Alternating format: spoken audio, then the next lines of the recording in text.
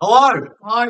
I thought that this week would be a nice, easy watch because the Cowboys weren't playing. My eyes want to fall out. That was wrong. That This was is bad. one of the more infuriating rounds of football I've ever The watched. bunker was absolutely diabolically Yeah. awful. We will get into that. We will get into a lot of that this week. Yeah. But I guess on the whole, outside the wanting to spoon my eyes out with a plastic fork, it wasn't that bad.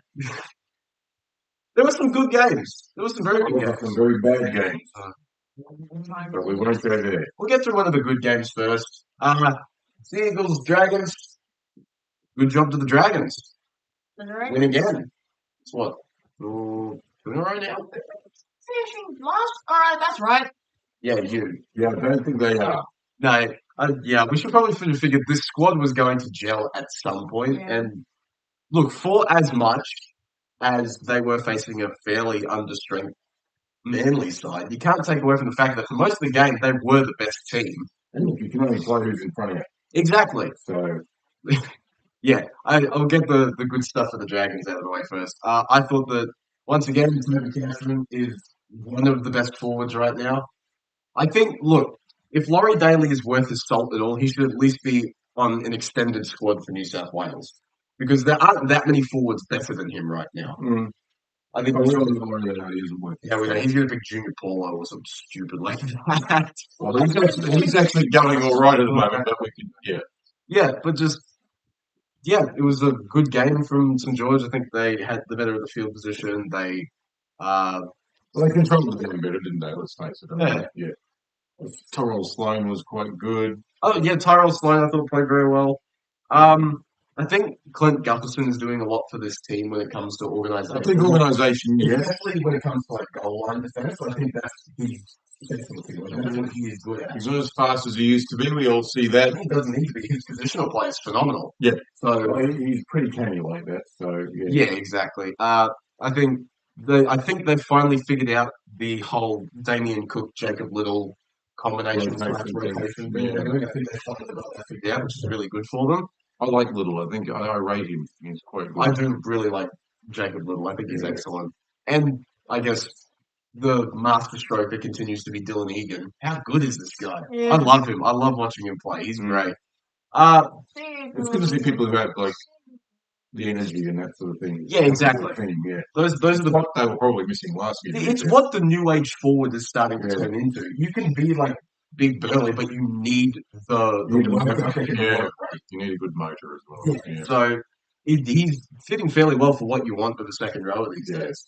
And especially it allows the versatility of some of the other forward pack members to move around and be fresher where need be. Considering some are not probably hitting their straps as much at the moment, and Jaden Stewart's probably still not hit his straps this year to the best of his ability.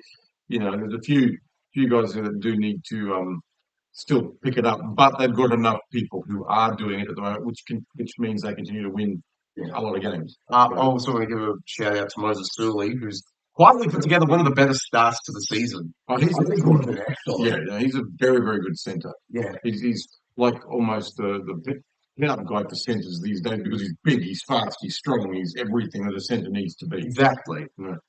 And I guess if I want to say a single negative, because there isn't much I can say right now, I think you still want a little bit more out of the Flanagan-Ilias halves combo, but I don't know how much more you can actually get with those two.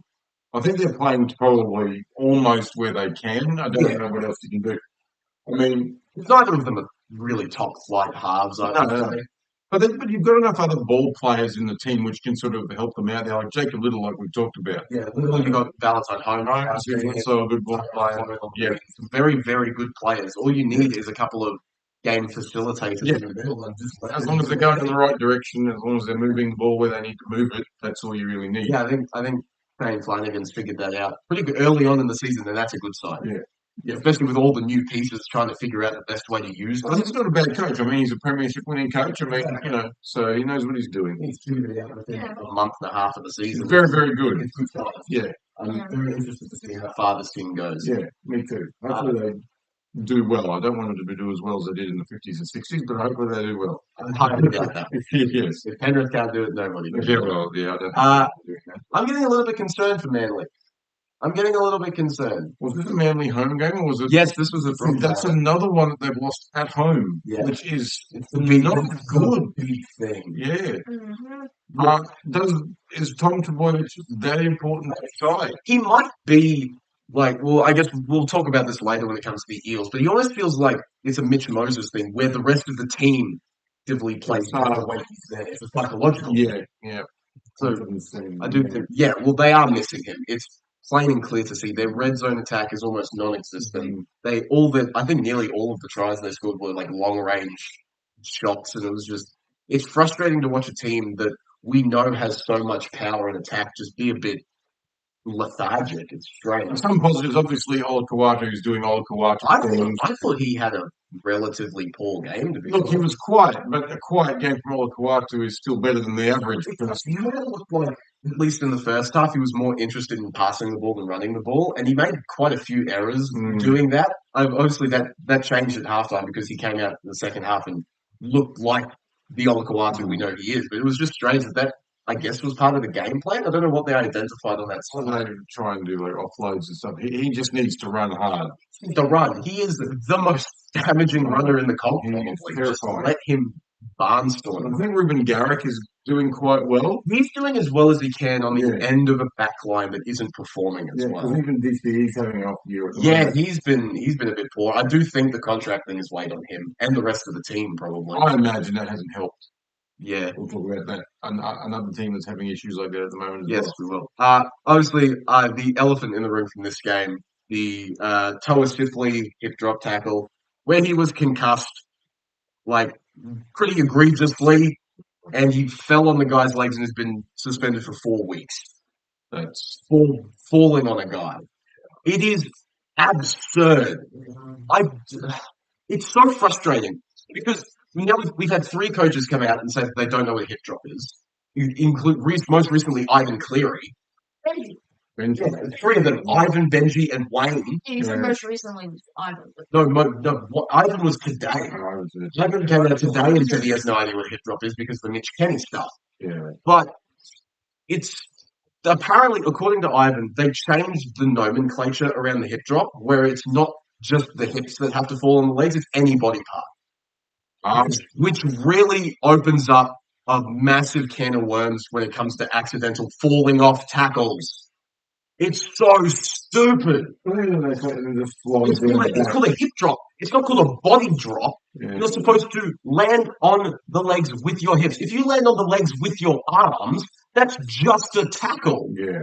That's not what this rule was designed to do. That's why I think everybody is confused. That's why Everyone's I'm confused. confused. The bunkers confused. Players are confused. Coaches are confused. Nobody knows what's going on. And unfortunately, because all of the rigmarole in the offseason about not being allowed to criticise refs anymore, they get to do whatever the hell they want and face no repercussions, and honestly doesn't have to change anything regarding the rules because no one can criticise him for it. Because nobody admits anything they've done! It's a really, really big problem. And I would argue it probably cost Manly this game because of how close this game ended up being. And look, if it's going to happen, it needs to happen now, early in the season. Because if this happens in a postseason game and a team loses, there is going to be an uproar and heads are going to roll. It needs to be fixed fast. Yeah, they have to fix that wording. It's so... Look, I understand they're trying to protect the players and all that jazz, right? But you are playing how far? contact Yeah, sport. How far do you go? Is it that's going to get them in shorts that have like Velcro and tags to the side? I mean, that's what it's going to end up being if they're not careful. It makes me irrationally angry. I feel like a lot of the stuff that you see on rugby league social media these days is what the coaches aren't allowed to say, but they're all thinking it, right? Of course. Everyone is extremely frustrated with how the NRL is handling all this. It's making it worse. But no one can say that. And it is sad and a big piece of cowardice on the NRL's part, admitting that they can't fix this. No matter how much resources they have, they can't fix this. And that's a big, big issue. Well, they've made a run for their back. Absolutely. By not making it clear. Right? They've made a very very big rod for their back, and they need to sort it out because you're going to get more and more coaches come out and say, "What the heck is a hip drop?" You're going to get more of them. I can guarantee. There's going to be at least once a week for probably the next month. Someone's going to come out and say it. Yeah, and that's all they're going to be allowed to do because they can't just say, "The refs have got it wrong." Yeah, you can't say that. No, Can't criticize the refs as well. look, I can kind of understand the odd incorrect decision in the running of a game, like by the on-field ref. But the bunker should not be getting these things incorrect. And that's the big thing, in Yeah. my opinion. I think that I'm of the school of thought that if it's not bad enough to be called in real time, it's not bad enough to be anything serious like what's happened with Sifley. Especially since he went off for an HIA and failed his HIA. You can see when he lands on the ground, his arms go up above him like this fencing position. He was concussed when he fell. And Was that a friendly fire thing? Was it? I think it was. I think Yeah. he got copped by the other guy coming around. But how do you do that? How do you penalise a guy for being knocked out? Or at least not in control of his. I don't get it. I do not get it. Yeah. There needs No, what's going to happen, and I put this prediction on, if it doesn't change, something will happen in a finals match, and that will absolutely. ruin Mhm. some teams' chances in Yeah, a there- finals, and that's where the issues are going to lie, right? I mean, we've had teams cop it before for more basic things than Yeah. that. Right? So this has got too convoluted now. They've got to make it more basic for everybody to be able to do and understand and go in the running of the game. And look, I know you say if you can't, if it's not serious enough to stop it in the middle of the game, sometimes high shots don't get seen by the referee. Yeah, but That's one where the bunker can step in. I guess that's fair. But we'll get into that Yeah. one in the Tigers game. Yeah. We'll get into that one. But yeah, we talked about individual performances with the Ruben Garretts and Olakuwatus. I thought that while he was on the field, I thought Taylor Sifley was probably their best player. Mm. I thought he played very, very well. Nathan Brown gave his normal Nathan Brown. The excuse I will give for Manly is that this was their third game in 11 days and their fifth game in 25 days with all the travel they've had to do. There's another team that's done the same though. Yes, and they're actually going okay. They are performing better. This is true. But I feel like So you can only blame a certain amount on travel. in a game as close as this, I think you can give Oh, a little bit, yeah. that idea. Yeah. So I'm not overly concerned about Manly right now. They need Trebojevic back. That much is obvious. I'm But concerned about my tip for them for the early. yeah, well, I think But I've said this before and I'll say it again. There aren't many good teams right now, so the entire ladder is going to be extremely close. I'm not ruling anybody out of a top 8 finish yet. Besides, nobody. I'm not ruling anybody out of a top 8 finish right now. It's so stupid. yeah. Sounds like But yeah, I guess of these two, I still think Manly is slightly more likely to go on a decent run and make a finals push. But if Trebojevic gets injured again, those stocks really start to tank. So I guess we will see. I guess it's like anything. If your main man gets injured, I think for the Cowboys, they would. I think it's not drink. Would have got injured, there'd be a lot of problems. Exactly. So Yeah, that is fair. But you said this last week, for a team that's been without him for yeah, I know. so long, probably a year and a half worth of And they're not working a way of actually covering for him. by now. You would hope so, but obviously he's still, like I say, psychological is a very different thing to actually playing a game of football physically, right? Yes, they can probably cover him physically on the field, but the psychological advantage he brings is not able to be counted, right, by that. So, he's a great player, and they miss him quite a bit. Yeah. They probably win if he's there, basically. I would agree. Yeah, absolutely. Especially with how inept they seem in the red zone, they definitely need him. Yeah, and it's Even another point of attack. Well, even just as a threat, you don't even have to give him the ball. He's going to draw attention in whatever attacking. It's like a Mitchell, right? Exactly. Yes. Yeah. So I think, they need him back badly. I guess for both these things, we'll see how far they go. I'm very intrigued by both of them right now. They both have a chance to be in the top 8. the Dragons do well. I like the Dragons. I don't like Shane Flanagan, but I can't take away from the fact that he is a good coach. So Yeah, he seems a bit of a whinger, but he is a good coach, yes. that's the running theme for this year: good teams and whinging coaches. Yeah, well, Stop making Moving on to Good Friday, a massacre where the Bulldogs absolutely steamrolled the Rabbits. The Rabbits weren't in this game. This wasn't one little close. bit. This wasn't close at all. They just barged down the door. They went through South. And that's shown by the fact that 4 of their 5 tries, I think, were scored through middle forwards or edge forwards. I love Max King so much. They've been run by their captain very well. Stephen Crichton is leading by example as normal. He's a very good captain. They've got a very good coach. Their team is building. Maybe they're already built. They're built this in a row, right? They are really primed for a premiership push. I think they've got a good chance. But like I've heard other commentators and stuff talking about, can they keep this level up to 27 weeks? It is a matter of how sustainable their model of play is. And it looks better than it did last year. Even in the period of time in the middle of last year where they were world beaters, this looks better. They look polished. They look really locked in. Look, their defence is what's doing it, right? You can say, yes, they can attack. We know that. And having Burton back, even though he was average, once again, it's kind of like a confidence thing. They know that his boot can kick him out of trouble and whatever else, even if he's not playing that well. Kind of like a Jake Clifford. Yeah, a better version of Jake Clifford as far as the boot goes. But We talked about the defence before. They've conceded 58 points the entire year. The next games, right? That's less than 10. The next best is the Dragons, funnily enough, who conceded 118. You just can't score on them. The other side of the Knights, you just can't score. They just defend their absolute butts off. They do, and you can see that they're working for each other. Serraldo has done a really, really good job with this. He didn't learn at Penrith, so it sort of helps a little bit, right? And he's got a couple of Penrith guys there. Not many of the people from the Penrith coaching tree have worked out, to be fair.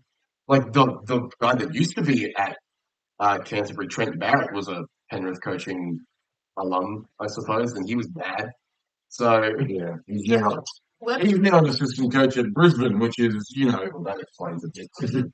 Drew Webster was at Penrith as well, and he's actually going. They're doing okay, but it's a very rare phenomenon for that sort of thing to work. But back to this game. They welcome back the Dogs. Welcome back Viliame Kikau.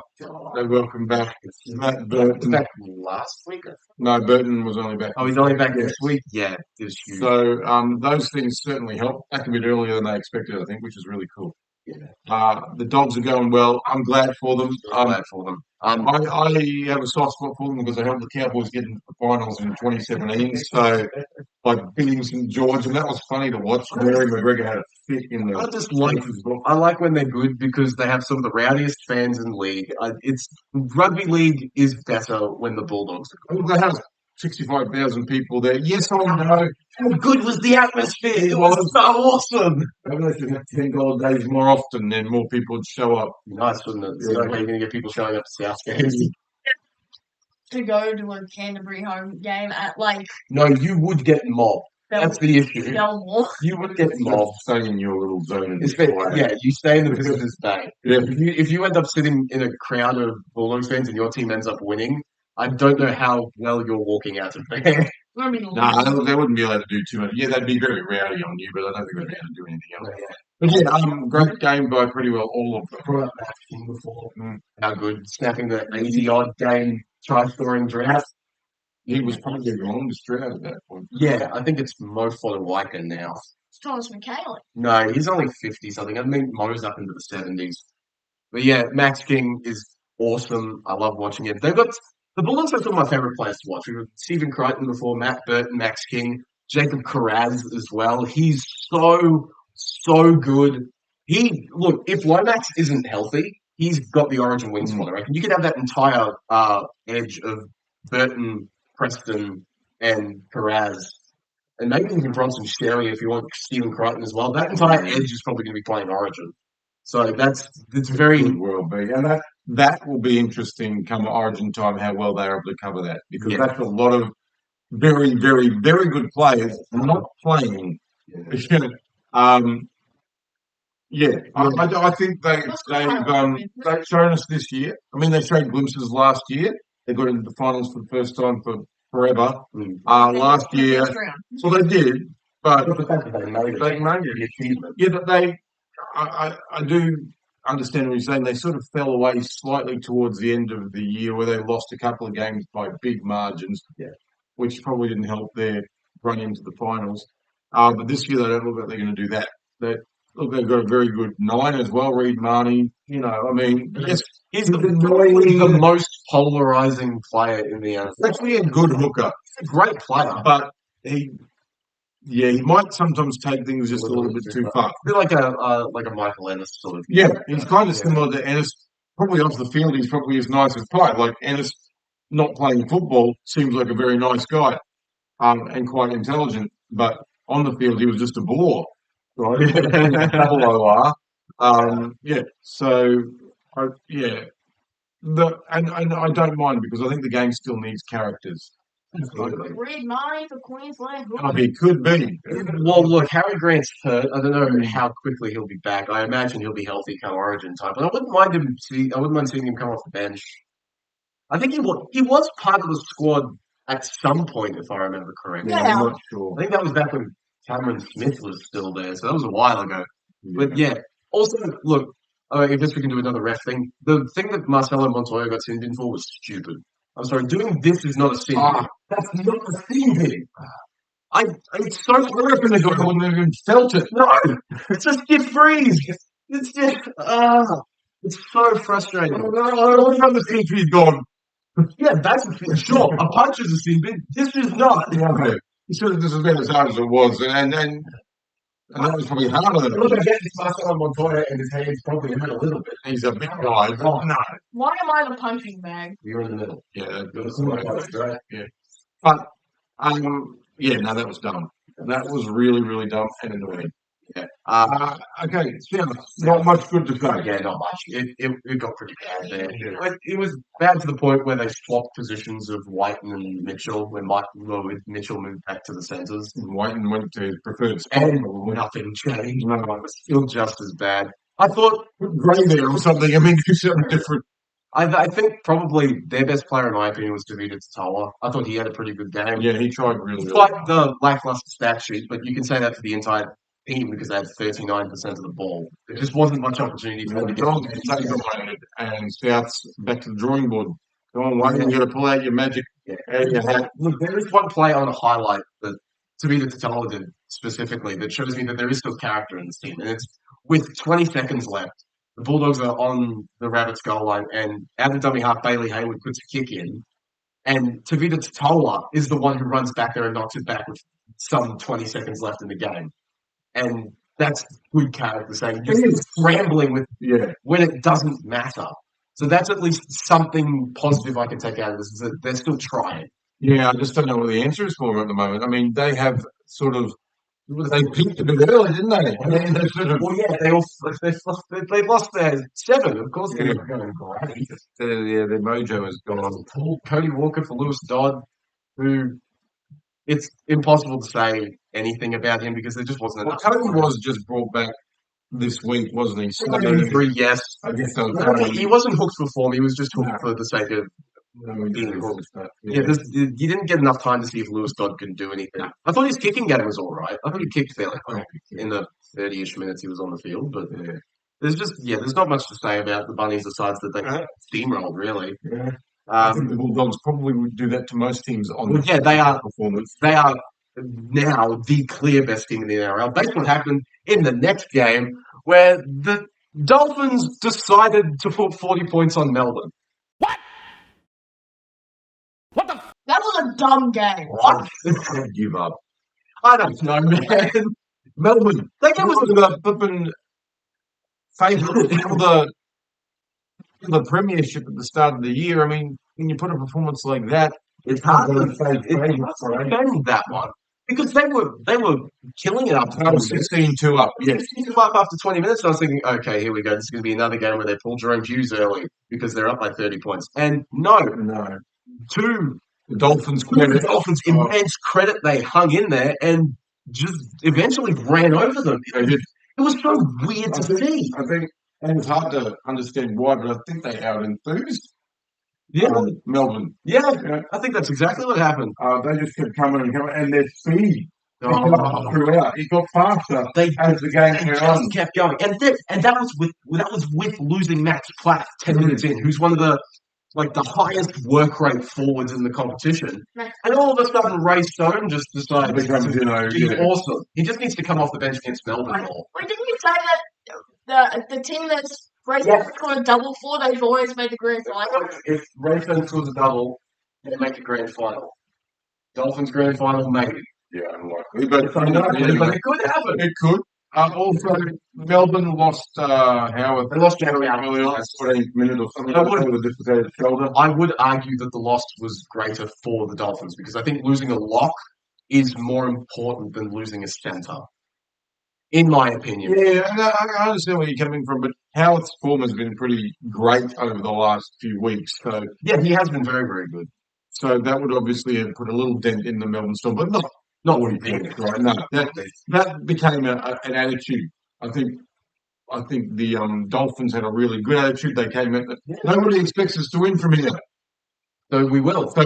Yeah. Melbourne fell through the floor. They completed it 66%. You're not going to win any football games when you're doing that. It was very strange. I know we all came into the season thinking that, they are almost the guaranteed premiers from week one. Maybe they're not.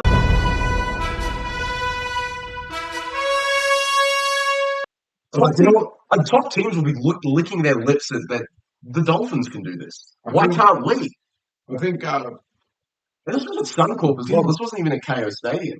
No, that's right, but it's still. It's still technically a Dolphins home game, but it's not really. It was a very, very interesting. It was a game of two halves, I guess. Yeah, literally. It was more like a game of 1 quarter and 3 quarters. Yeah, probably right. But yeah, it was just from the 20th minute. The Dolphins were by far the best team. They looked like a really good outfit. I tell you, Christian Wolf is a good coach. Tell you what, I talked about my favourite players to watch when it comes to the Bulldogs. I think Herbie Farnworth is up there. You like Herbie. I know you like Herbie. He's so good. Man, Herbie Farnworth is great. Isaiah Cattell has been shooting the lights out as of late. Yeah. And I know Hamaso's actually been doing pretty well. He's probably going to be the fullback for Queensland. It's just Jake Averillo's put together a couple of really good wins. Here's the thing. The Dolphins probably are the fastest back one in the competition. They would be, yeah. I'd say so. I mean, maybe fully fit, perhaps, but yeah. With Hamaso and we brought up they lost Jack Howard before. You had to shift Eli Katara out to the centres. You lose quite a bit of speed. You do, because Howard's actually quite quick. Yeah, Howard is fast. Yeah. And so Melbourne, yeah. Do you read a lot into it? I guess it's to be seen this week, right? Whatever happens this week. I think I will read into this is that Kane Bradley is randomly one of the best wingers in the air for some reason. That's because he's like 6'5". He was matched up against Jack Bostock, right? He's taller than Jack, no, but yeah. Yeah, he would be, but he just scored 2 amazing aerial tries, for lack of a better word. They were great. To be fair, Jack got one back on him as well, so. Yes, this is true. But yeah.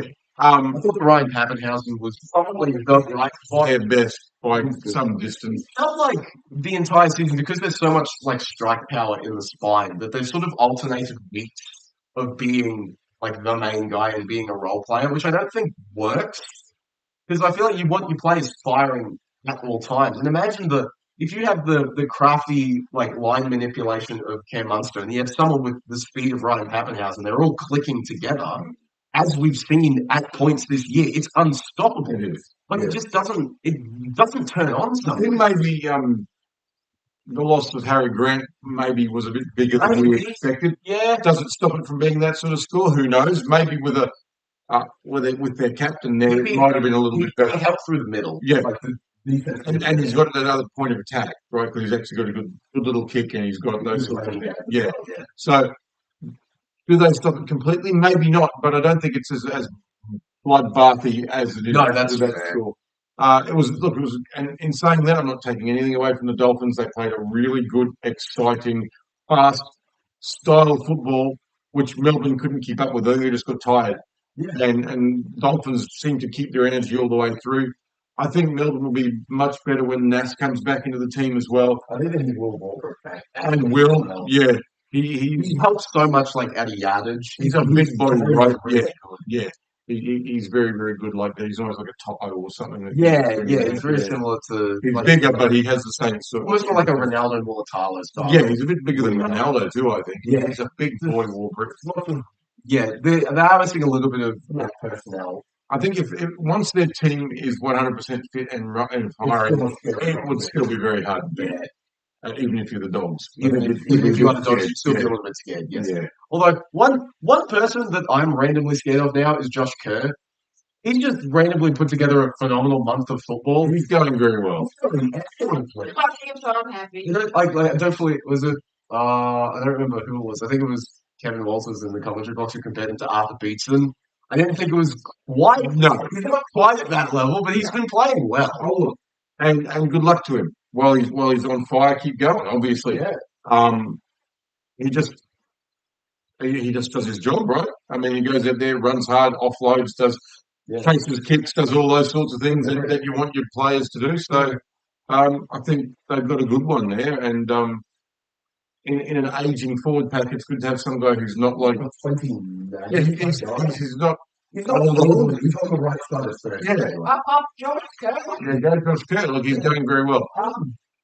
Yeah, this was a game where the Dolphins really stamped their top 8 credentials, I think. This was a game. This showed that they can still compete. Absolutely. I just hope they can continue it for the whole year because they haven't been able to do that the past 2. Yeah. They've had good starts and then just gone... They have done this. Yes, this is true.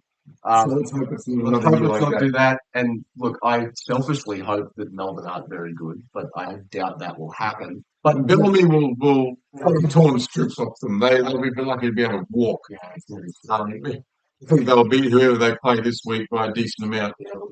Yeah, and I guess maybe the minor premiership guarantees that everyone had are looking a little bit shaky right now. It might be tricky to do it because they're 2 games behind the Bulldogs. Yeah. It's been 7 weeks. So yeah, I guess we will see. Another team that's looking pretty shaky right now is the Brisbane Broncos. Hey! Up the line. Go Warriors. This game was bonkers. This was stupid. It should not have actually gone to extra time. This game hurt to watch. This was years off my life. It shouldn't have gone to extra time. Yeah, we'll go into that now. That Bruce Walsh try was not a try. No, it was a very knock on. What is the forward? Buck has no excuse for getting this stuff. The player is still sliding forward. Doesn't mean the ball can't be going forward. It's rolling forwards.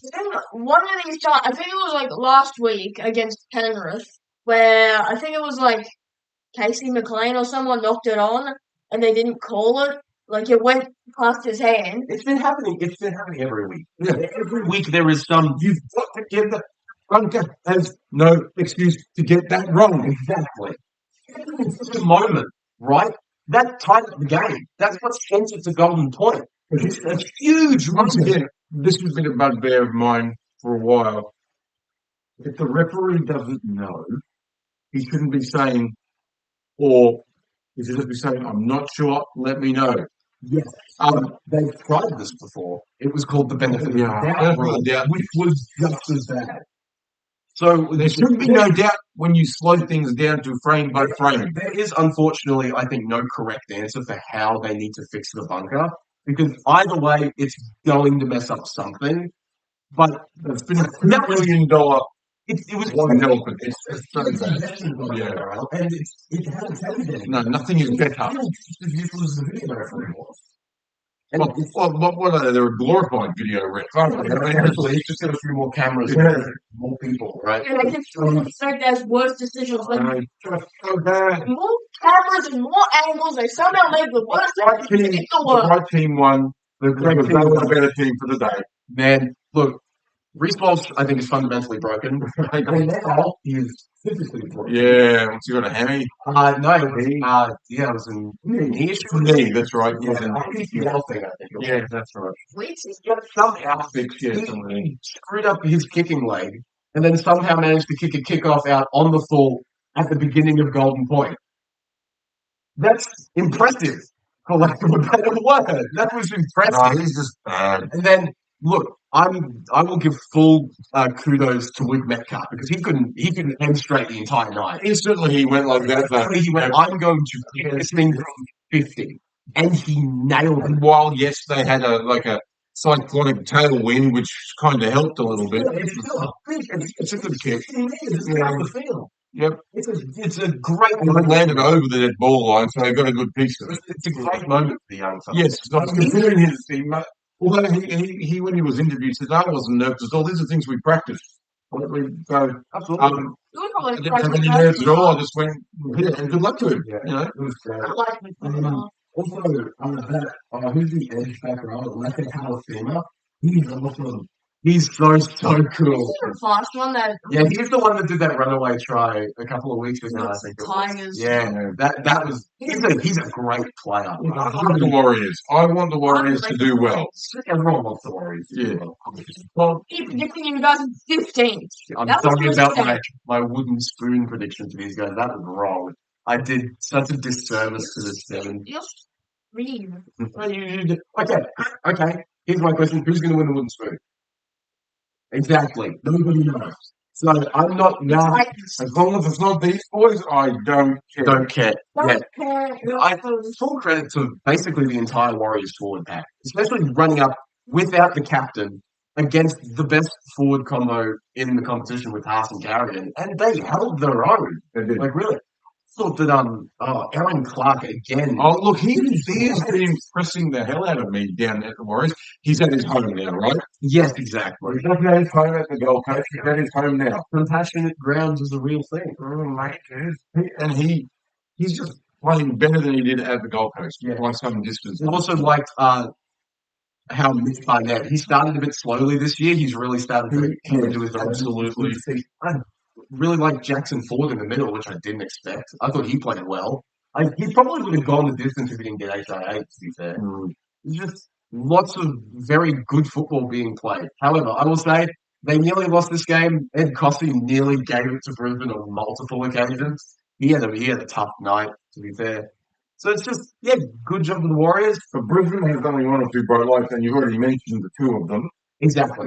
That's it. That's about it. Just those two. There's really nobody else doing anything. Because Ben Reed, Hunt's having a bad run. Ben Hunt's been bad. Adam Reynolds, I still don't think is operating at 100%. No, there's no chance. The second rowers aren't doing anything. Kobe Hetherington is fine.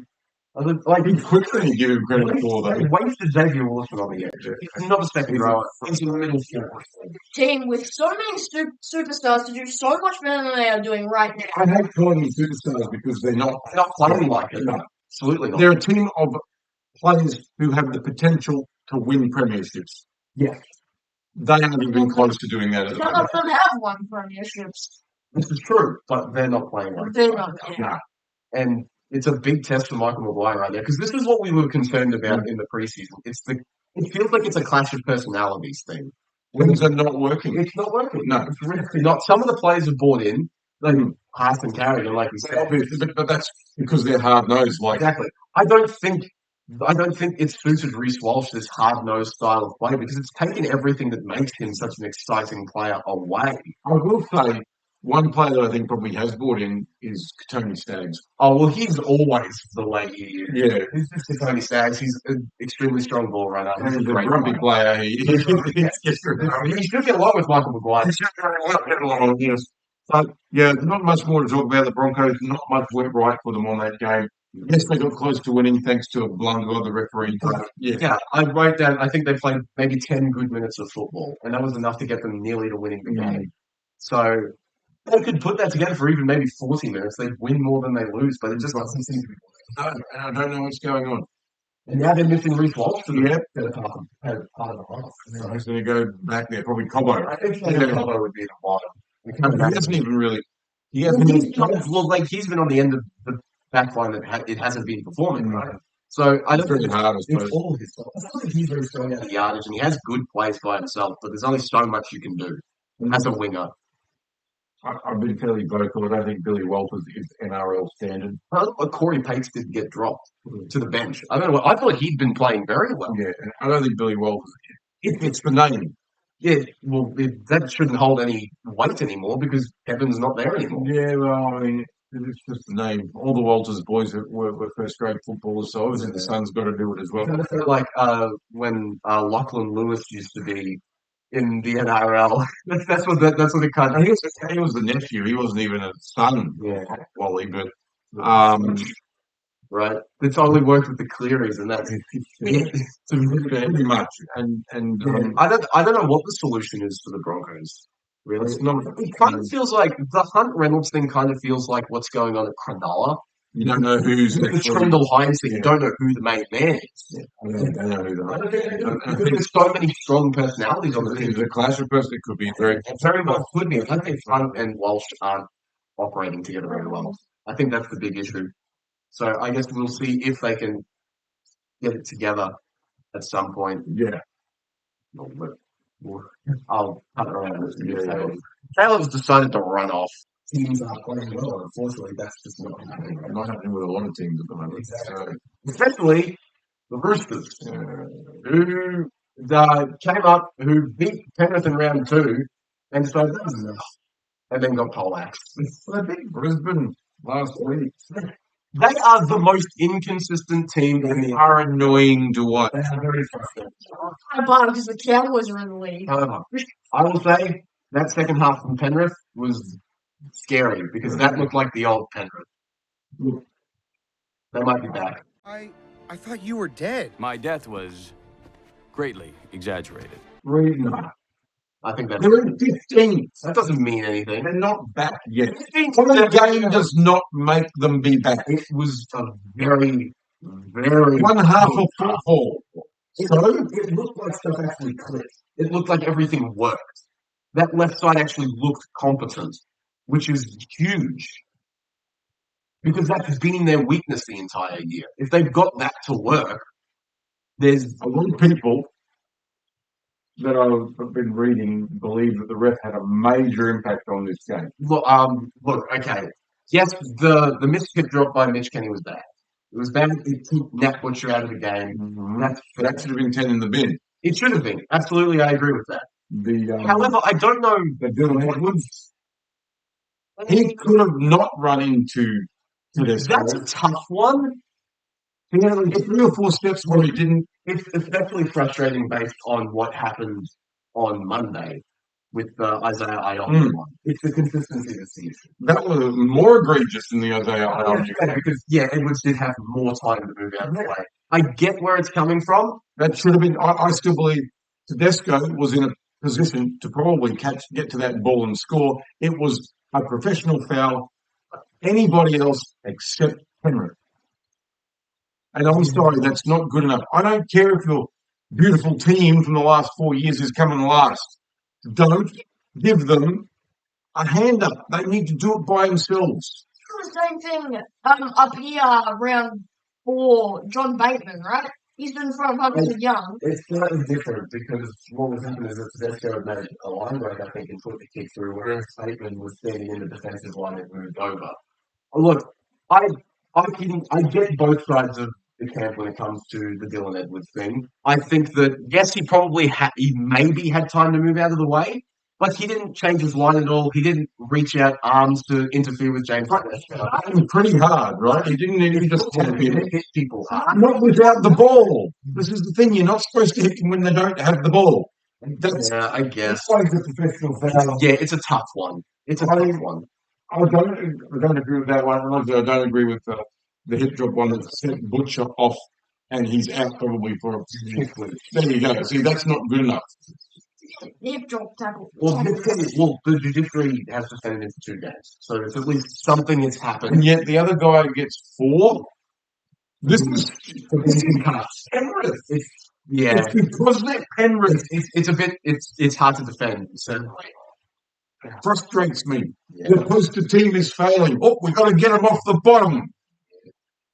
How about they do it themselves They're and not- stop being bad? They probably don't even need help from you. They're probably just really down in confidence or I something. think Dylan Edwards was very, very good, apart from that one thing where he probably should have got sent. I thought Nathan Cleary went berserk for the first time this year. He looked really good. I think, however, the best kick of the day was not Nathan Cleary. Exactly. It was Isaiah Yeo. What? That was a great That was kick. great. He'll just go and I'm telling give you, it to I'm telling you, Cleveland, he's you know. going to be the New South Wales halfback. Isaiah, go book it. No, If he's New South Wales halfback, then I will eat my shoe. cool. I'll write that down. I'll hold you to that. Yeah, I thought Isaiah Yo had a good game like he always does. He's probably the most consistent player in the NRL. Moses Leota was good. Leota, I thought As played well. well. I thought Sorensen was pretty average. I didn't think he had his best game. He was. Well, he's He's still, able to come back. yeah, he's still working his way back from. I think he came back recently. or something. No, he was pretty average, I thought. But apart from, like in the first half, like you said, they weren't really going great. At that point, I was still thinking, the Roosters have still got a good chance of getting this if they can continue to go. But yes, look, the better team won on the day, but they didn't need the leg up that they got. I think that's fair. They could have done it without the referee, and then there wouldn't have been anybody having a whinge at that point. Yeah. There's a lot of people having a whinge right now. There are lots, yes. And not even Roosters fans, just people who want to see the people get it right. Exactly. It's just, yeah. And I guess another frustrated fan base right now is the Sydney Roosters fan base, who come back down to earth for roughly the 56th time this year. That's frustrating. It reminds me a lot of how the Cowboys were last year. Yeah. Just incredibly frustrating football to watch. Because you can see how good they can be. You can see how good they can be. They have a high They ceiling. pretty well. They went to the Broncos comfortably. Like they beat them very easily. They looked really good. Yeah. And then they come to the Penrith. Maybe Penrith have, although they beat Penrith last time they played them like 4 weeks ago or whatever it was. Yeah. I do know I don't know what's going on. Yeah, me either. But the one consistent is that Nathaniel White is awesome. He is great. He's so good. He's their best forward, and it's not He close. played, 65 minutes straight in this game? You can't ask anything more from a middle forward, I don't think.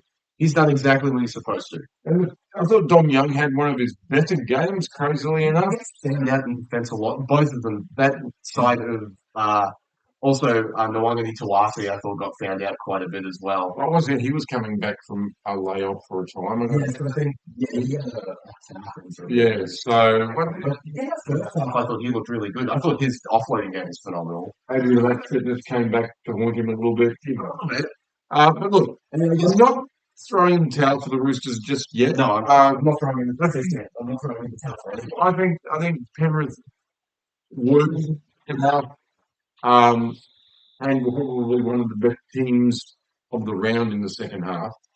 The Dolphins might have given them a bit of a run, but look, are they back? That's yet to be seen. If they can string together 2 or 3 wins of similar ilk, then yeah, you can probably start thinking, they're starting to get there, right? Yeah, unfortunately, rugby league is a very short memory, so it's a what have you done for me lately league, and what the Panthers have done lately is beat the team by a lot. So there will be overreactions, I think. Yeah, but the Dolphins beat a premiership favourite by a lot. This is true. And nobody's jumping up and down. So the Dolphins are going to win the competition. Because we haven't seen the Dolphins' ceiling of winning 4 premierships in a row. Mm-hmm.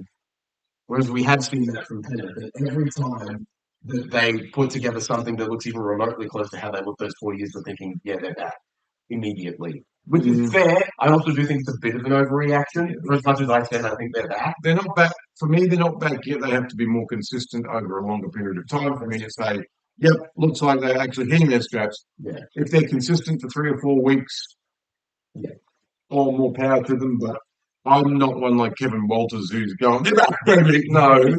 I'm listening to Kevin Walters and it's like Block or Roach, but 50% more enthusiastic. Intelligent, probably, but It's about the same, I think. He still screws up the same things. he's a 5'8", though, so they're a little smarter than the forwards. Dallin wants his name. Yeah. I don't know. I like Kevin Walters. Yeah. He just sounds like he has lots of fun around football. Which is why he probably couldn't have been a coach.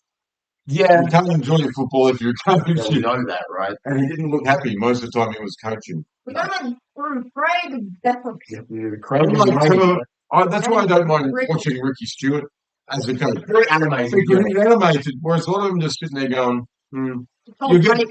Tom Payton will get up at least and walk around a little bit and chew his gum harder if things get aggressive. He goes through like 5 packs a But yeah, like you said before, I think it is fair to expect a little bit more consistency. Because they've lost to some teams that they wouldn't have lost to years ago. Yes. I agree with that. Shooks, if they Like the Dolphins last week, right?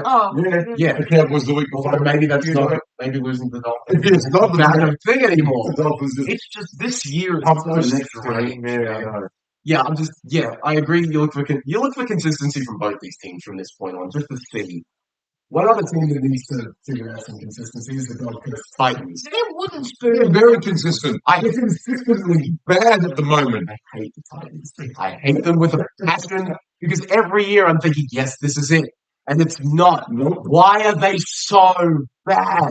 No. Look, the more frustrating thing is it's even consistency within the game because much like Melbourne, they were great for the first 20 minutes. And then they died. I haven't ever seen a team collapse within a game so frequently and so quickly. What about Hiroshima? That's not a team. Hiroshima is not a team. But I think it's Yeah. But yeah, it's just so frustrating. I guess, look, losing Dave Fafita and Jaden Campbell before the game does not help. Doesn't help. Really, it doesn't help. But what it showed was an attitude. Yeah, Because they were still winning, they were. even without them. And then they stopped winning because Canberra finally decided that we're not out partying, we're not at Dreamworld right now. We have to actually get out there and actually play some football. Anything entertaining in Canberra for them to do. War Memorial. Doing laps of I'm not going to go house around like early different there's not a lot to do in Canberra. Yeah, So go around the big red and say, look, it's Parliament House. Look, it's Parliament House. Hey, just stop to boo and make a picket line and Yeah. all that jazz. got the War Memorial. That's what I do. That's about it. They could stir some poppies for a bit. And you can be there. I remember being in Canberra. It was 2 o'clock in the afternoon and there was still frost on the ground. Yep. It's Right.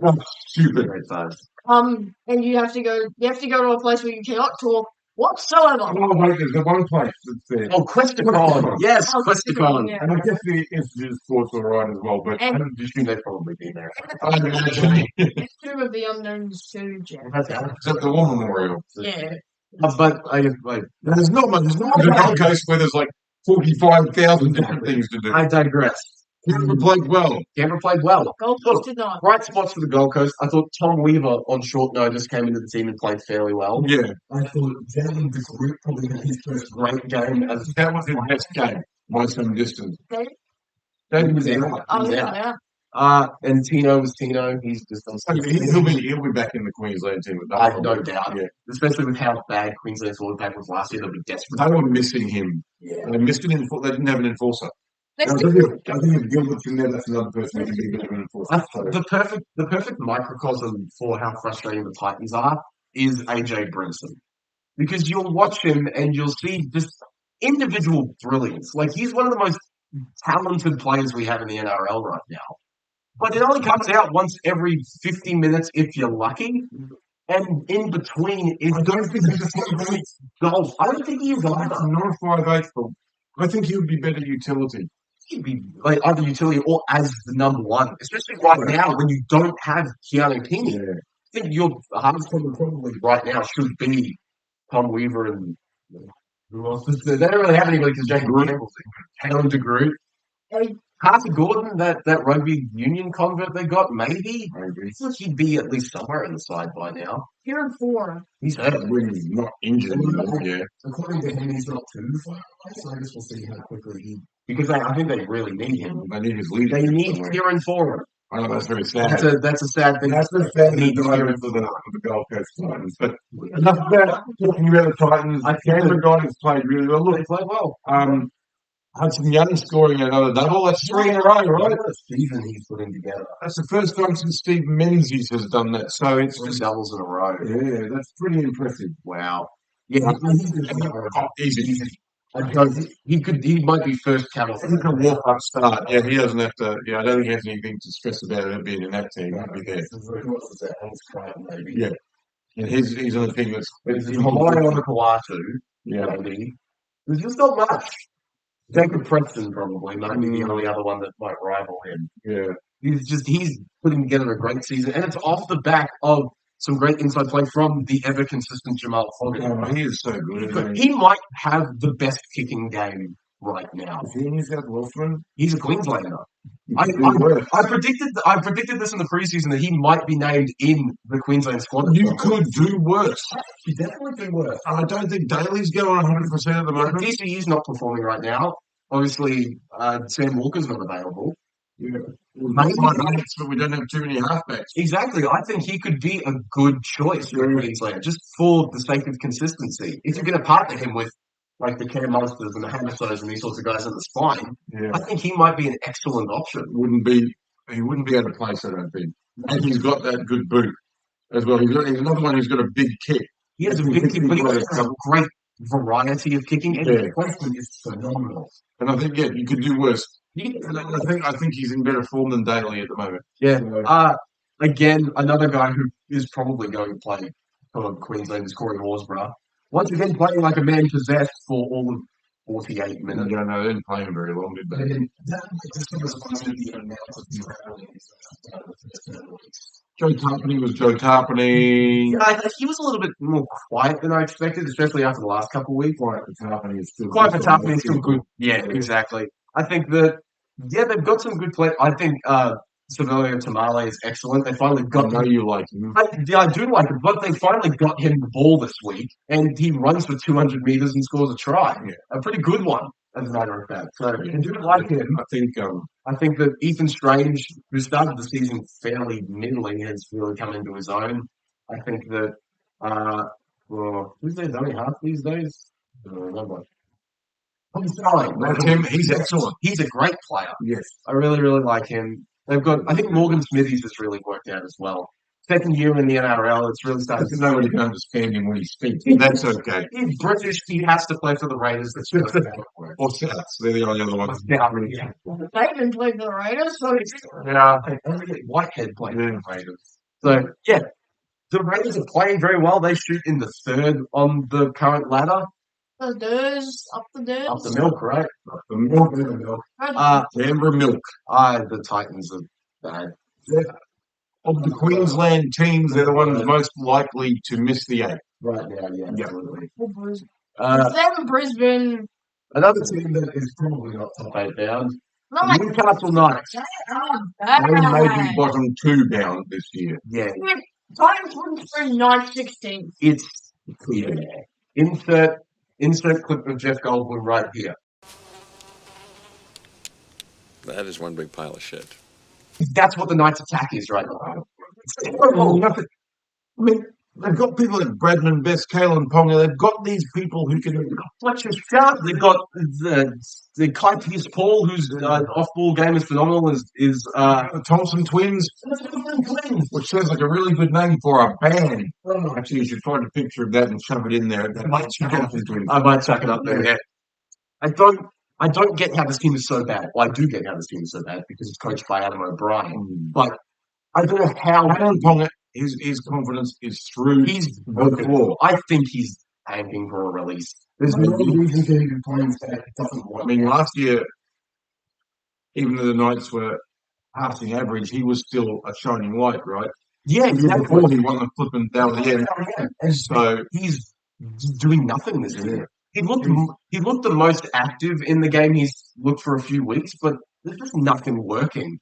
Yes, it was in the last 10 minutes when they scored some points. Yay! That was close to being one of the worst attacking teams in history.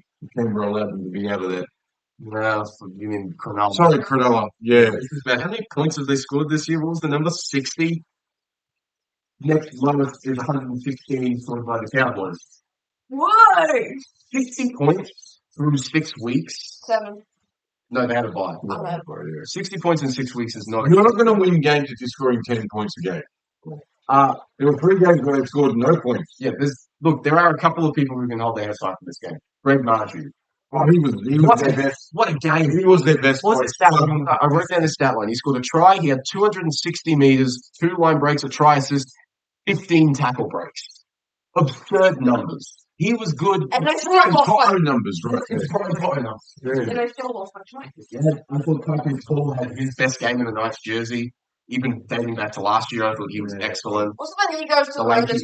The lanky Londoner he is. What's the when he goes to the Raiders because he's Brit?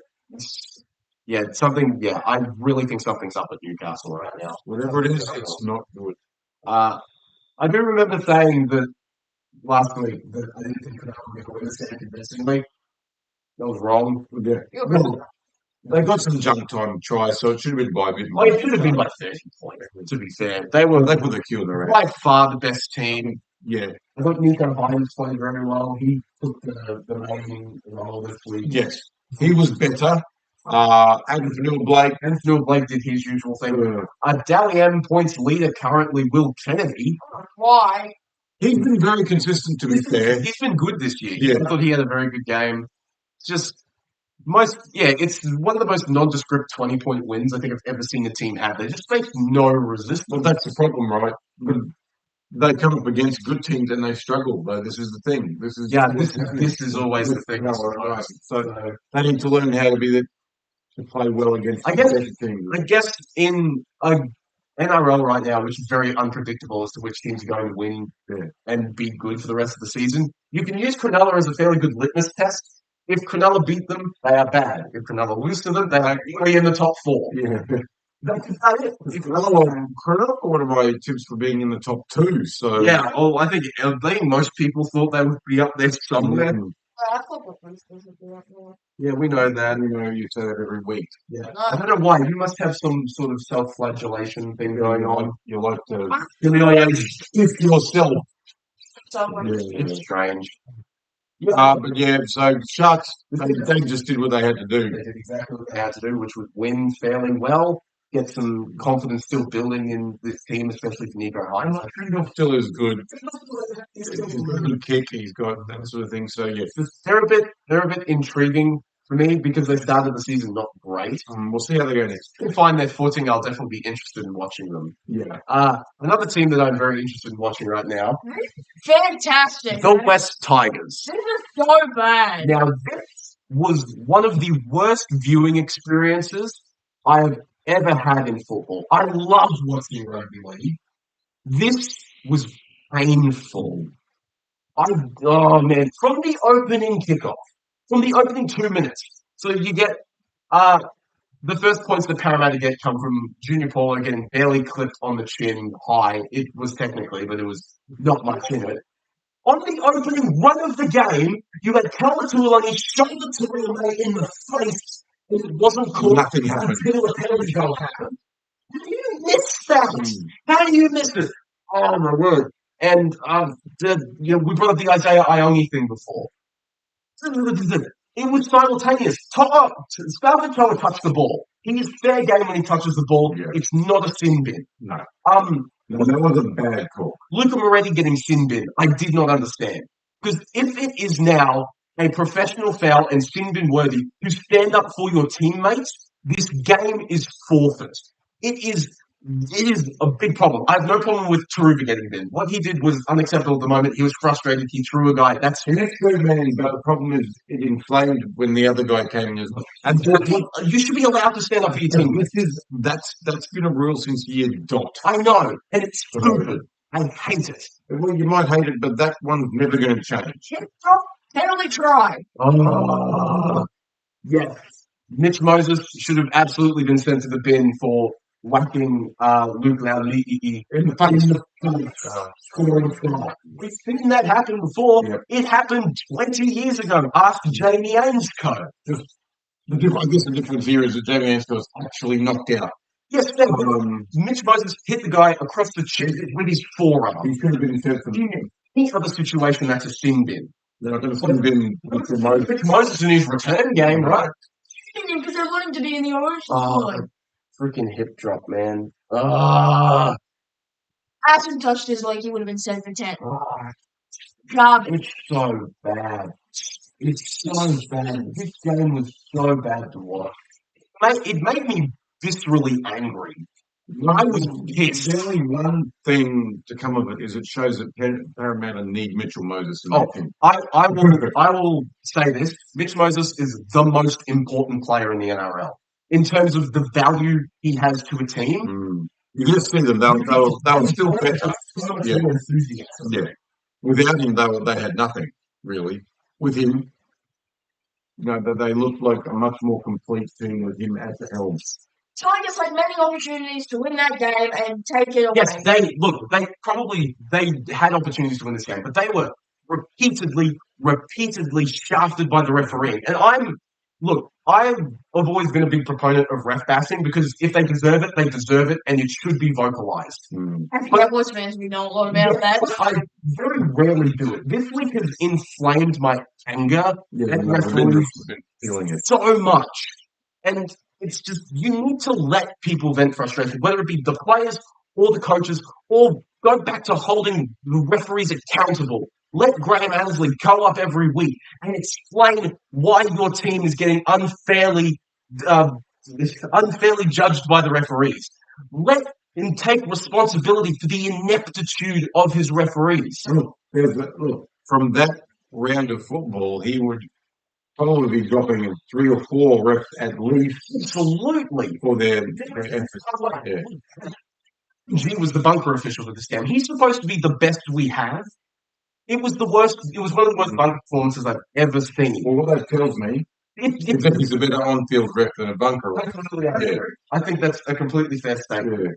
Yeah. This is what. Look, here's the deal, and this is what a lot of other commentators have said. You need a person in the bunker who's an ex-footballer who knows the spirit of what's going on in a game. And it shouldn't just be all black and white. There needs to be some levels of grey. But the reason that there's so many calls that end up being correct is because of those levels of grey. Because there's a lot of room for interpretation now, because so many rules have the line, in the opinion of the referee. And also not... So they can read into a situation whatever they want to. Yeah, they're not really allowed... The wording of it doesn't allow them to use common sense at all. Because it's worded in such a way that means it's, you can only really read it in one way. They're not allowing any leeway for common sense in particular situations. We've seen it with things like the obstruction rule, for instance. It hasn't been an issue. The obstruction rule's been fine this year. I think they've done it very well. Maybe that's because there haven't been many instances of it being very vague. But there hasn't been a big controversy around that. The controversy has shifted to the high contact and the hip drop and tackling techniques. That's what the big thing is. And nobody knows what to do anymore. What is the hip drop?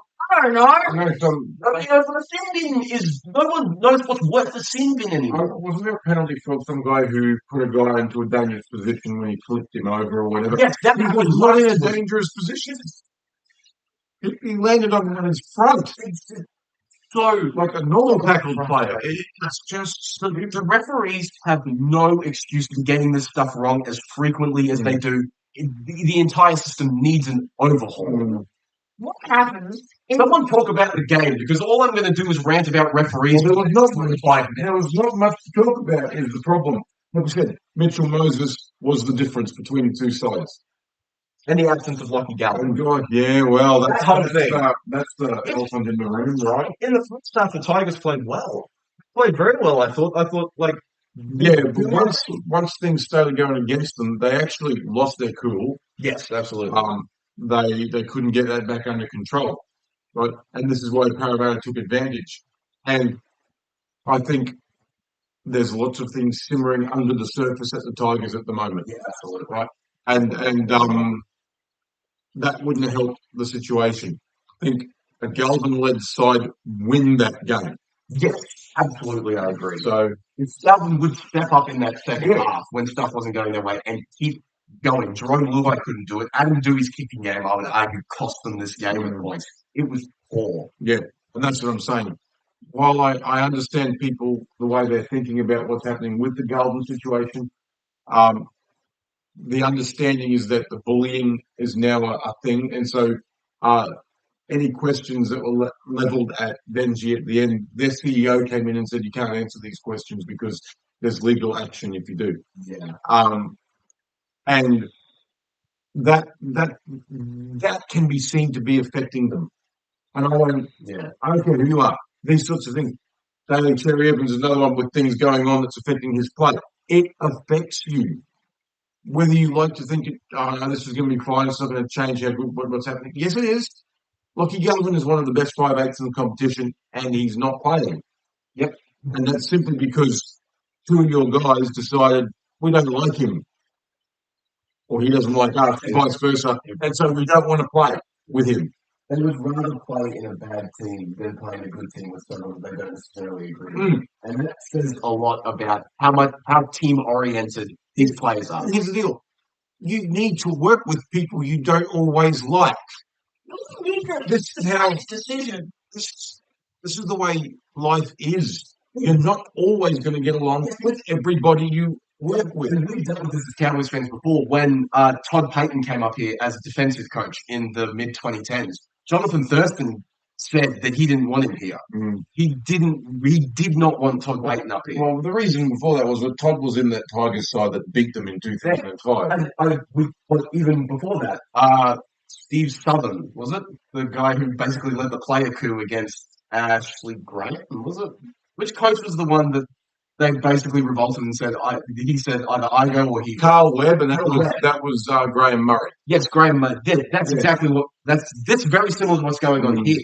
Because I feel like if Galvin returned as a mainstay to this team, I don't see Luai and Coruscant trying to play football at this point. I see them being very petty, which is not professional and should be frowned upon. Yeah, absolutely. I think the Tigers are dealing with this very poorly because now we've got two other guys who've come out and said, yes, there is a culture of bullying at the West Tigers.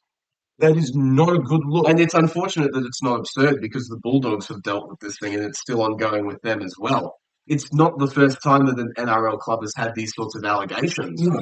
So the immediate idea to toss it out is gone now. So, it's definitely not a good look for a team that, for the majority of the preseason, actually all the preseasons, had no drama around it. They calmed all the drama. They had that little bit of a pretend area where we all thought they were going to split the western suburbs and that was never going to happen. It was never going to happen, but it was there for a second, and that got quelled very quickly and very professionally. But this new administration has completely butchered the Lockie Galvin situation, and it shows in the fact that now he's just back in the team again. That it lasted all of 1 week. Well, we knew that was going to be the case. After their performance on the weekend, he was always going to be back. You know what I reckon happens in every single year before the NRL starts, right? The NRL team go into some sort of isolated room. They have a dice of two teams on every, all combinations of two teams on every side of a dice. Right. They roll it. Every year it lands on Cowboys Warriors. This year they've rolled a 3 dice and it's landed on the Tigers. It's Cowboys Warriors Tigers. They're the 3 teams that are getting shafted this year. But this is the first game all year this has happened for the Tigers, in my opinion. Yeah, and the Tigers have been going quite well. This particular one was their own fault. Yeah. This was their own Absolutely their own fault. Well, yeah. I think their play style was their own fault. Most of the Parramatta out-enthused them. In the second half, absolutely they did. And even when the Tigers got within 4... I think a good representation of that is, what was that bench guy's name? Sam Tuiviti? That big bench forward for Parramatta, who decided to send Jack Bird to the shadow realm. What a shot! Yeah. And what you saw was, and I remember one of the commentators pointed this out, after the big, foray where Taruva and Moretti got sin bin. He pointed this out, that the Eels were in a big huddle with Mitch Moses doing a lot of talking and being the leader. Tigers Sat in their defensive line. Luai wasn't telling his team to get anything together. Appy wasn't telling his team to get it together. I don't think Appy was on at that point. It shows that there's a big gulf between the leadership qualities of people like Mitch Moses and people like Jerome Luai, who, in my opinion, probably pursue individual glory over success of a team. That's why I think Appy Coruscant should be the lone captain as far as I'm concerned. Definitely agree with you. Maybe doesn't want to care about the team. Yeah, I think that's absolutely fair. It is. And it's still the Penrith guys. I said this last week that it was just a big psyop to get Galvin to go to the Panthers. I don't think that's true. Luai, Taruva, and Coruscant, right? Yeah, those are three mains. Yeah. I mean, Yep, and it's wrong. What how they've done it is wrong.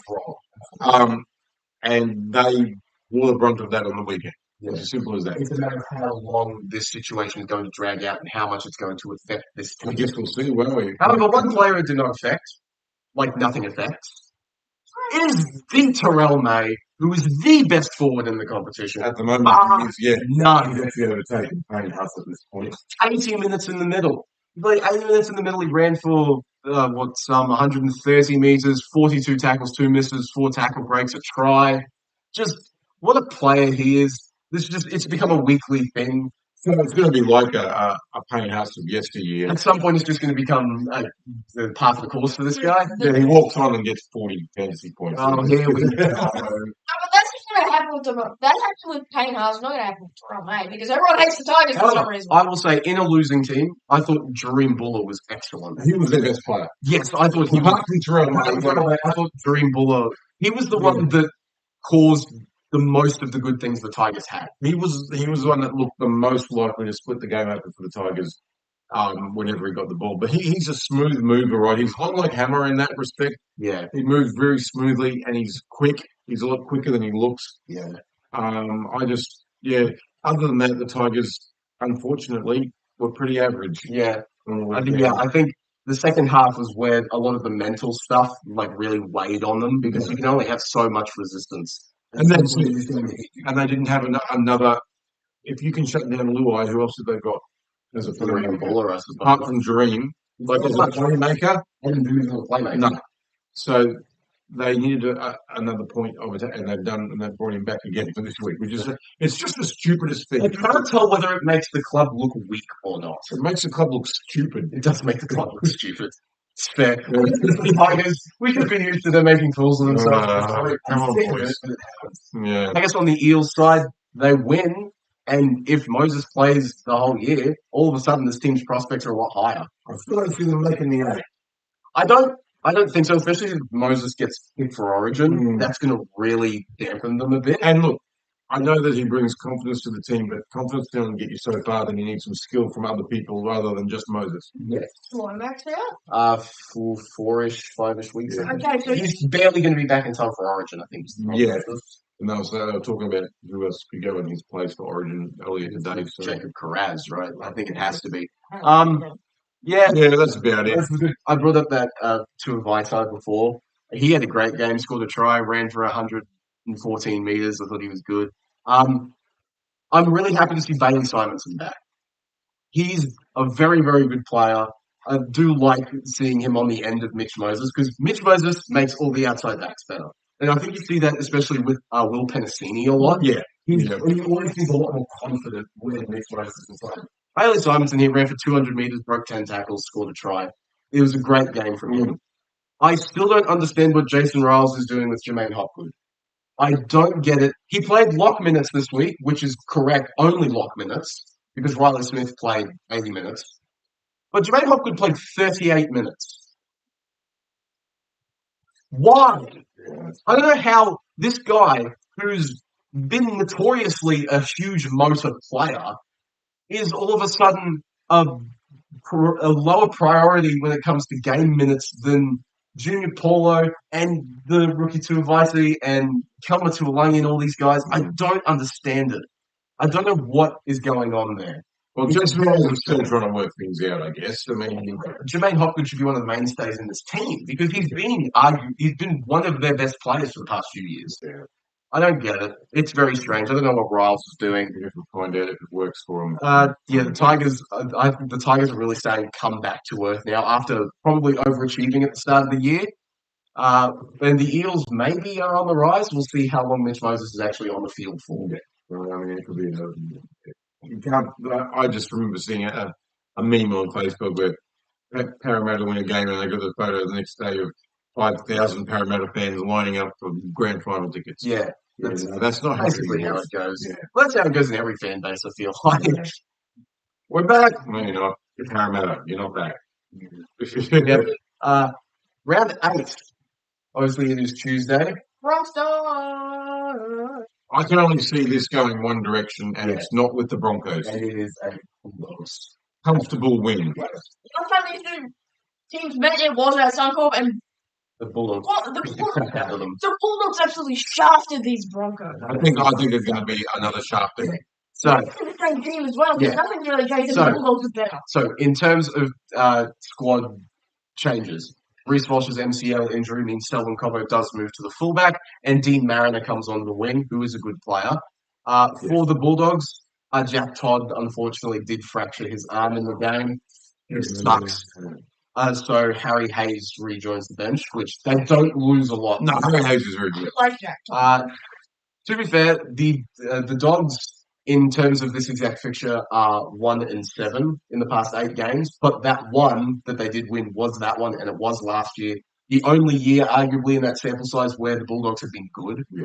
I am expecting a very convincing Bulldogs win. Yeah, I don't see anything but a Bulldogs winning out of this game. Yeah, The way the Broncos are playing, though, and with Reece Walsh out, yeah. and with Cobbo not really setting the world on fire, they've got a few issues there at Red Hills. Some 3-4 try victory. It's going to be comfortable. Bulldogs 14, Broncos 10. Yeah, it could get ugly. I guess we will It's going see. to be quite that ugly, but I think they're going to win. by- What? Because I have no idea who to pick out of the Roosters and Dragons. Saints, and it's not I have no idea. Well, here's the thing, though. The Roosters have been good every other game. And this is the other game. the Dragons from last year. They've just won every other I game. suppose that's fair. In terms of the Roosters, I called it. Dom Young is dropped to facilitate the return of Billy Smith. Mark Nawangani-Nawase moves to the wing. I knew this would happen. Well, I guess Dom has been underachieving this year. He's been underachieving his entire tenure at the Roosters, in my opinion. He was really good at the right Excellent winger at the moment. I think being out in a, I guess, at that time better team. yeah, I suppose you would think that at the time when he went to the Roosters, you'd think he'd be on the outside of a better spine, but right now it's not as No. But he should, with the physical that he is, Yeah. I think he'd be playing better. Yeah. With Nat Butcher out, Spencer Leniu moves into the starting prop role. Which they don't lose too much because he's a firebrand. And I mean, Celesi Fiketti joins the bench, accompanied by the returning Egan Butcher, who plays his first game of the year, replacing Bricky Taylor Lasalu, which is sad because I like Lasalu. I think he's quite good.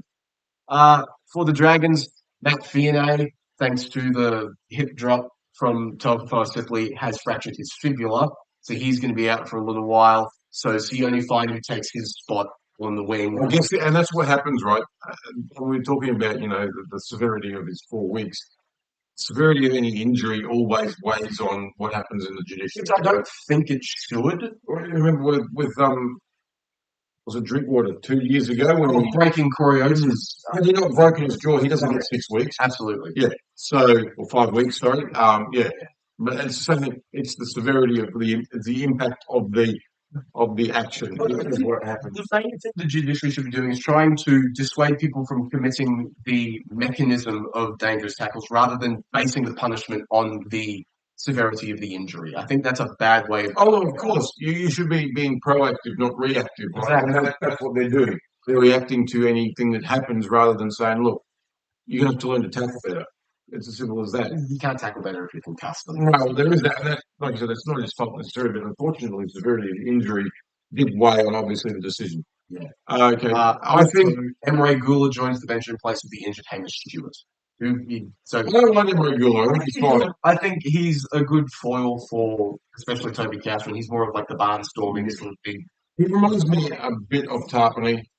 Yeah, I think that's to a fair. lesser degree, but he's a big guy. He runs hard. I think he'll be good. I think the St. George Dragons win this. The only thing that tilts this in the Roosters' favour is that the last 3 times this fixture has been played, the Roosters have won. Mm. But I have no idea. I'm picking a draw. I think the St. George Dragons, but I wouldn't be surprised if the Roosters come out and beat them by 20. George 30, Roosters 20. I think it's going to be a relatively high score. I think by my draw. This is going to be a draw. That should be interesting. I guess we will see. Waz Knights being played in Christchurch. This is going to be the Warriors by how much? Yeah, it kind of feels like that, doesn't it? Go on. However, I will say, if Palmer is gunning for a release, which it kind of feels like he is, he'd probably go to New Zealand. if Charles Nickel-Klokstad's not going to be there past this year, Yeah. he's got Super League teams chasing him. Now the Broncos have entered the race to try and get him.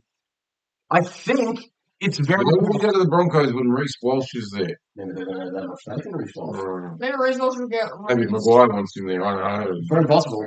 I don't know. It feels like that's a very distinct possibility. So maybe Ponga decides to turn it on in New Zealand because he has talked about defecting to play for New Zealand internationally. He's been linked to playing for the All Blacks a lot.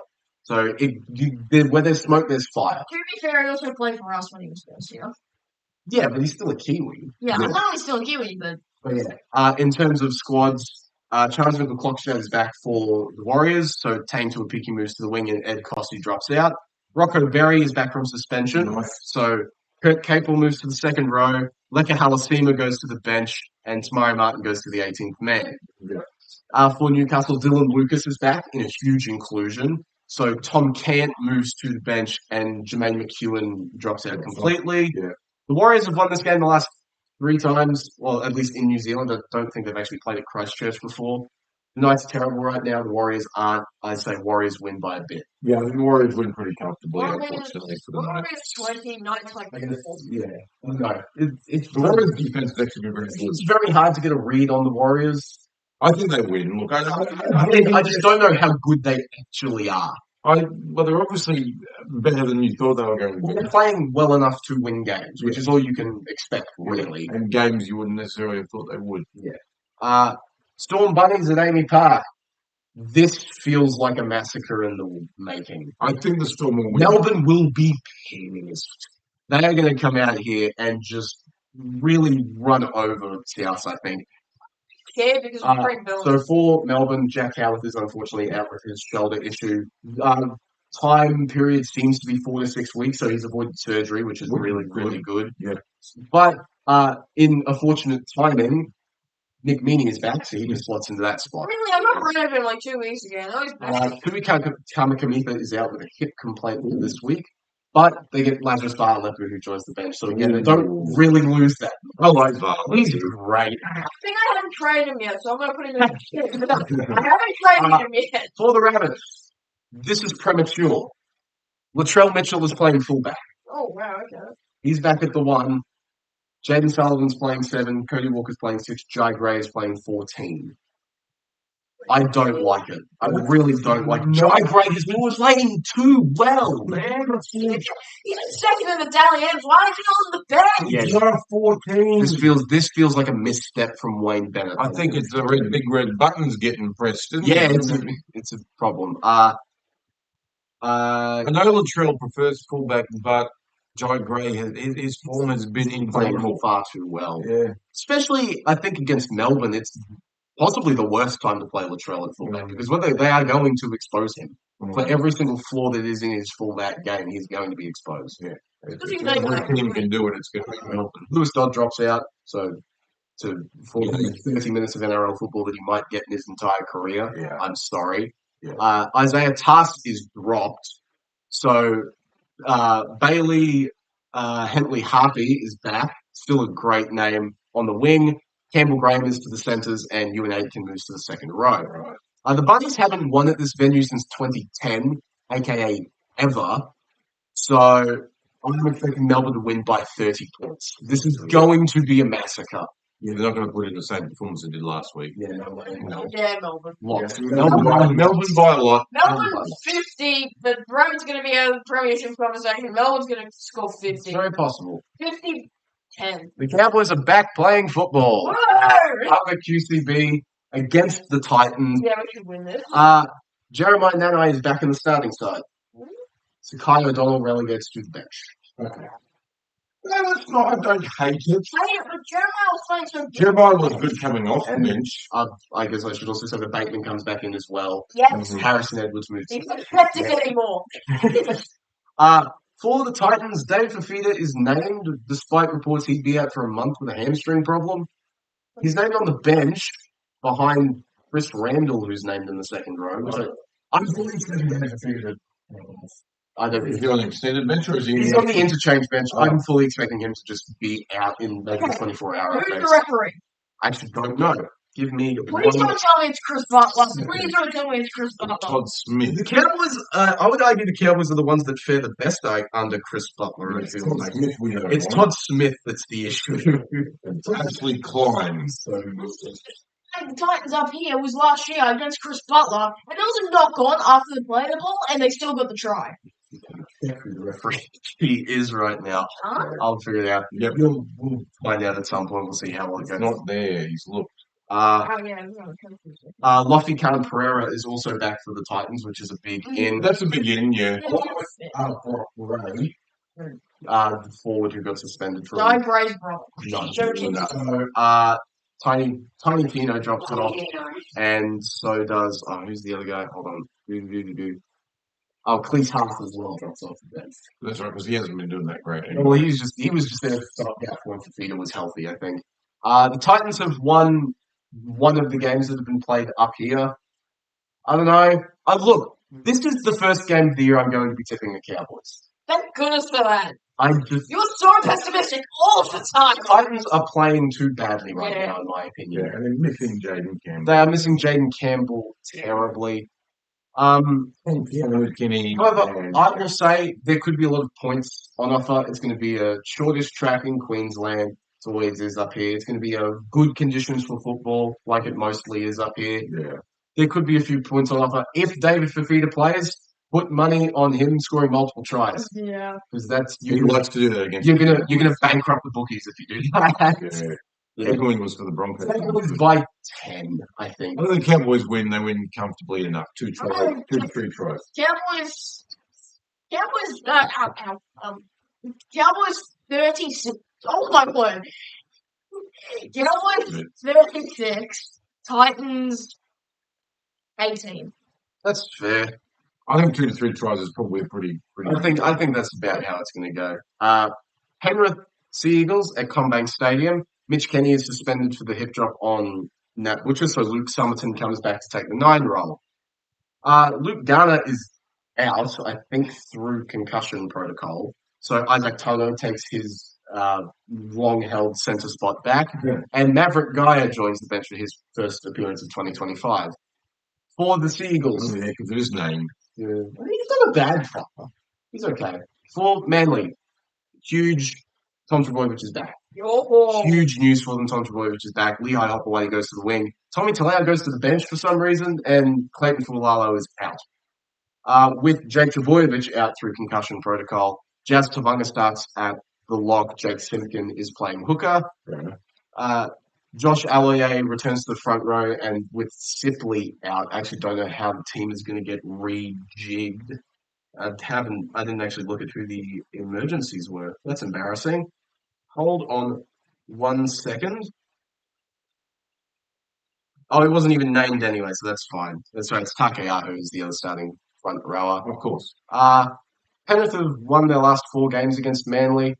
Look, I do think Manly will be up with the return of Tom Trbojevic. But then, once again, Manly also struggle away from Brookvale. So I think Penrith will probably win, but yeah, it's not going to be a I think it's going to be closer than everyone. I think it'll be a close game, but it'll be a good game. It won't be close because it's scrappy. It'll be close because there's 2 good teams. Hopefully, the Dolphins will stuff everything up. Yeah, well, it's very possible. Raiders Dolphins quickly has become match of the round. I think it is match of the This is round. going to be a really good game. Dolphins! The Raiders get to stay with the same 17, which is great. For the Dolphins, Francis Molo makes his club debut at prop. Mark Nichols moves to lock to deal with the loss of Felice Kafusi through some sort of injury, old man injury probably, like a hamstring or something. Barry Marshall King is still out. And I guess Max Plath is stealing Murray Talani's Wolverine blood because he's somehow named this week after presumably doing something to essentially the ACL of the foot, the plantar fascia. I don't know how he's there. No. Magic. That's all I can assume it's magic. Wolverine! Yeah, exactly. Mark said like a shot of blood over the Max line. The only other time this game has been played at GIO was a 1-point win for the Raiders. I am expecting another very tight, good game here. I think the Raiders may get them, but that's not dissing the Dolphins at all. We've seen them play well at home. Can they play well away? Yeah, this is a really interesting matchup. This is this is both teams like really looking to establish that their past run of form isn't a fluke. Yeah, at the moment they're both in form, right? Both in So- very good form. So yeah, that's probably match of the round. I'm going to lean towards Canberra simply because it's at Canberra. Yeah, as am I. I think it's going to be a 2-point game. Maybe. Yeah, maybe a one-try game. That's about it. Yeah, it's going to be very close. Yeah, It'll be a good game. I'm gonna because go both, with the once again, Dolphins. both halfbacks are going well. Yeah, exactly. You know, It could be an origin audition for a couple of these guys, to be fair. I think Canberra have a stronger forward pack. Just Yes, I think that's fair. I do think that the Dolphins are a bit stronger in the outside backs, though. I would prefer to have Connor and Herbie and Jack compared to Weeks and Tamale and Sebastian Chris, I suppose. although Seb Chris has been playing pretty well. Tamale, Oh yeah, but I just yeah. I think Canberra by just a small amount. I can very easily see Jermaine Azako kicking a 45-meter field goal to win. Well, I could definitely see that happening. he's certainly got the length. Fins. Yeah, that's completely fair. That's fine. Like we're saying, it could go either way, but I think Canberra just because it's at home. This is the coin flip. Yeah, that's fair. I think final game of the round. Yep, Tigers Sharks at Leichhardt. I don't care if it's like This will be interesting. The Lucky Galvin timeout lasted very long, or one they still hate him. week. Yeah, I don't know how this is going to go. So are they going to play well with him there? Probably not. He's back. Luai's back at the 7. Adam Dewey's pushed to centre. Brent Naden moves to the wing, and Luke Landeli'i. Royce Hunt's back on the bench after a week layoff for the Tigers. For the Sharks, Toby Rudolph is out with an ankle injury, so Tuku Hatapuha joins the bench. They don't lose much there. That's a great name. Look, we know how good the Tigers are at Leichhardt. They always grow an extra leg when they play there. The refs. However, The bunker. Every single flipping NRL official. I think the big thing is going to be the crowd, but it's not going to work in favour of the Tigers. Because the reception that Lockie Galvin is going to receive is going to be one of the worst for a home team player ever. It's going to rival when Ash Taylor was kicking for goal in the JT's Oh, final game that time. That's his own style. Yes, I do remember that. It was fun. Yeah, look, I think the Tigers will probably score a few points because it is Leichhardt and they do play. Yeah, they had an extra leg, but But I do think Cronulla will just be too much because the Tigers are in such turmoil right now. That's my. yeah, I think the Sharks win. I think the Tigers, yeah, they're not going to gel. And there's too much going on. Yeah, I agree. And they showed previous week that they're not professional enough to even keep it going in one game. Yeah. So I think they're in trouble. The sooner this thing is sorted, the better for them. And I don't know how that's going to work.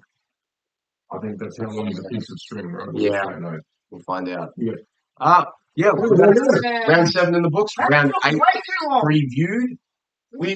There was a lot of ranting this week, About the bunker. but lots of people had a lot of ranting about the refs this week, including lots of big names in sports media. Benji Marshall. Well, even like Braithen Astor and Buzz Rothfield, they were all very, very mad at the refereeing performance this round. So I figured I'd give my two So maybe cents. the memo hasn't got to them and they're not supposed to say things about the referee. But I don't think Buzz would care, to be No, honest. I don't either. He I've won't say anything. always appreciated Buzz Rothfield for doing that. Outside that, I don't think he's great. He's a good journalist. I think he's a bit annoying. I'd be very annoying. Yeah. If anyone from the Vatican City is watching this, condolences. Oh, yeah. Rest in peace, Pope Francis. Yes. Unfortunate. We'll have another one soon. I'm not That'll work. Give it a couple of weeks. Yeah. We will see you all this time next week.